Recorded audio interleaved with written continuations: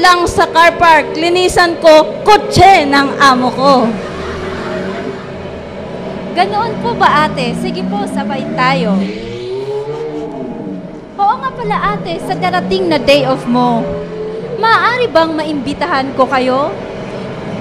Hindi ka ba nagsasawang ako ay imbitahin?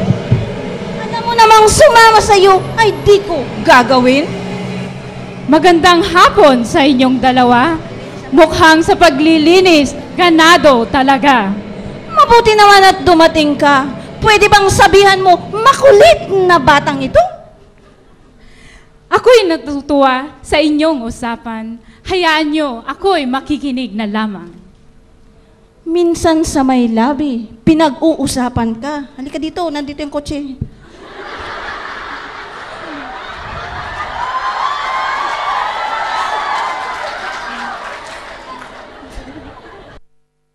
Building. Mga kabilding natin, nasa church nyo raw, iyong naimbita. Sabi pa nila, namigay ka ng ticket para sa isang concert? Aba, ako'y nagtataka. Di ba panganay ka? Mga kapatid mo, mayroon pang 11?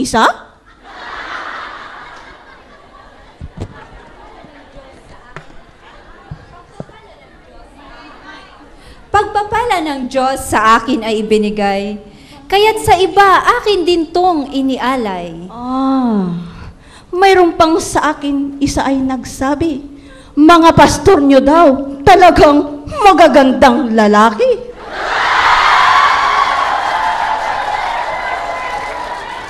Malaginggo Estrada at mala Adam Sandler pa daw yung isa.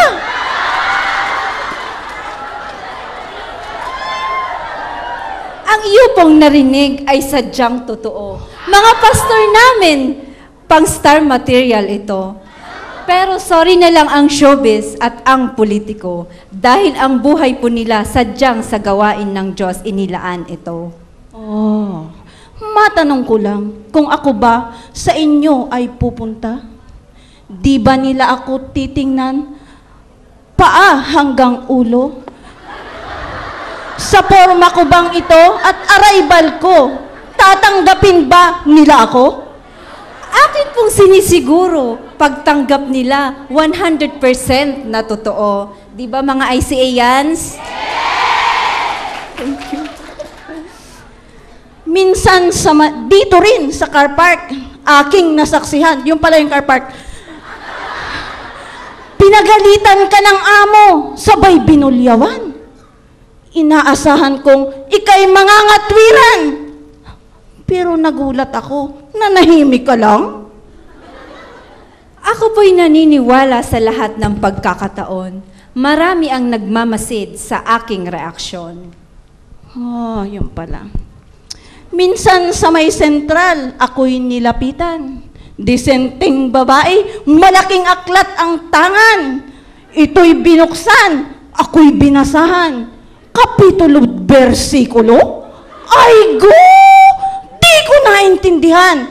Ako'y lumayo at nagtago na lang. Pero, sadyang kaiba, convincing power mo? At sa totoo lang, believe ako sa way of living mo. Salamat naman po ate kung iyon ang iyong nakita. Kaya't pwede po ba sa church sumama ka na upang ang Diyos na buhay iyo rin pong makilala? Ano namang magagawa ng Diyos sa buhay ko? Alam mo naman, naging sitwasyon ko. Wasak na buhay ko. Maayos pa ba ito? Sa atin pong Diyos na buhay,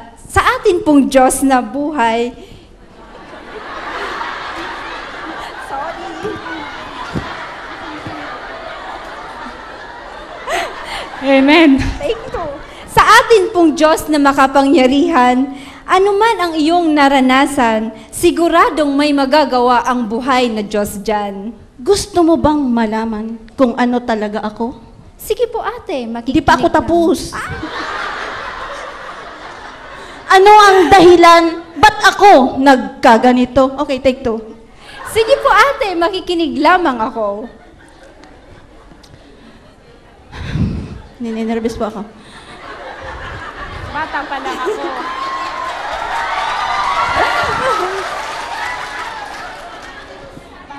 Bata pa lang ako.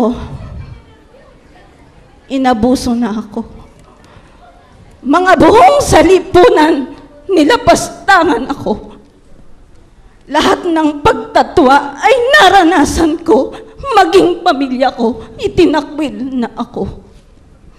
Noong una pa man, cover up ko lang ito bilang proteksyon sa mga abusado. Hanggang kalaunan, nakasanayan ko at hanggang sa ngayon, nag-i-enjoy na rin ako. Suklam galit po, yan ang laman ng puso ko. Ngayon mo sabihin, maaayos pa ba ang wasak na buhay ko? Pwede bang umintra sa inyong usapan? Dahil kanina ko pa kayo pinapakinggan. Ako'y nalulungkot sa iyong karanasan. At alam ko rin, labis kang nasasaktan. Hindi naman siya ay pinapanigan ko, ngunit sinasabi niya ay sadyang totoo. Kung ang buhay mo kay Kristo ipagkatiwala mo, bagong pag-asa mararanasan mo. Kung ako ba ay lalapit, pag-ibig ba niya sa akin, di niya ipagkakait? Ang pag-ibig ng Diyos ay sagana sa lahat. Tanggapin mo lang siya, buhay mo'y maaayos ng ganap. Bakit ganito aking nararamdaman? Bigat ng dibdib ko, para bang kahigaan? Dahil ba ako ay ipinanalangin ninyo at ang Diyos na sinasabi nyo, pinakinggan kayo? Salamat naman ate sa pagtitiwala mo. Dalangin pagpapalay, patuloy ang pagdaloy sa iyo. Sige, mauna na ako. Pagkain ng amo ay maghahanda pa ako. At asahan mo, sa susunod na day off ko, I will call you. Anyong?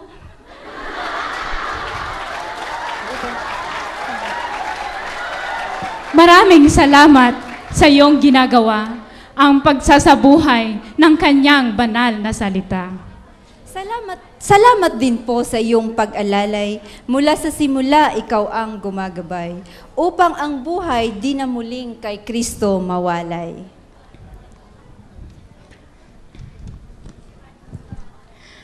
Kung inyo pong napapansin, itong aming balagtasan, ang balitaktakan ay sadya po naming iniwasan, sapagkat sa ETL, aming pong nalaman na ang transformation ay sadya pong kailangan.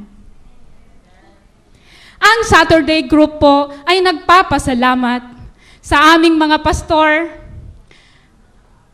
deacons, coordinators, leaders, teachers, members, pati na po mga attenders. Sa aming pong mga bisita na unang nakadalo, kami po ay nagagalak at nagpaunlak kayo. Ang nais lamang po namin ay maibahagi ang pag-ibig ni Kristo. Kapatid, wasak man ang buhay mo, maaayos at maaayos pa rin ito. Bago po naming wakasan itong aming balagtasan, nais po naming kayo'y handugan bilang konklusyon ng aming pong presentation. To God be the glory.